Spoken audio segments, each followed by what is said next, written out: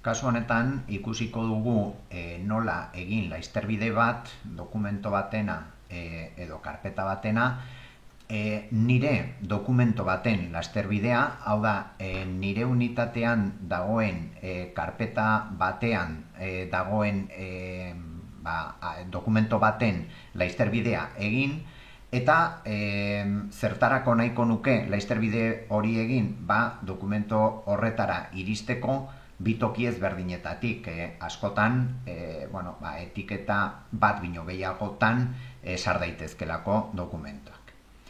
Ikusiko dugu hori nola egin. Erabiliko dugu adibidea dokumentoa, ikusten dugu ruta honetan dagoela, goiko aldean ikusten da ze karpetan dagoen, hau da, zer ruta daukan, hemen ikus daiteke ruta osoa, Driven barrenean beste bi azpi karpeta horietan, eta hemen eskuin botoiarekin klik egin eta gehitu lasterbide bat Driven erabiltzen baldin badut, ematen dit aukera beste lasterbide bat egiteko nik nahi dudan tokian.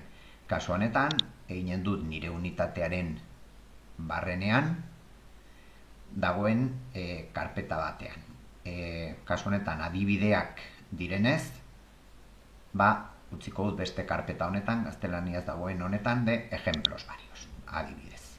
Egon daitekelako batean eta bestean. Gehitu lasterbidea erraten baldin badiot, esaten dit gehitu dituela, edo gehitu duela, barkatu, eta kasu honetan iriz naiteke dokumento honetara, karpeta honetatik, baina baita ere nire unitatearen lehenengo mailan dagoen beste karpeta honetan, ejemplos varios, karpeta honetan. Irekitzen baldin badut, ikusten dut nola adibidea karpeta ere hemendik erabil dezakeala. Noski, dokumento bera da, gutxik baldin badago ere. Hori zen pixka bat bideo honen helburua, ikusi nola egin lasterbide bat, Driven daukaten dokumento batena.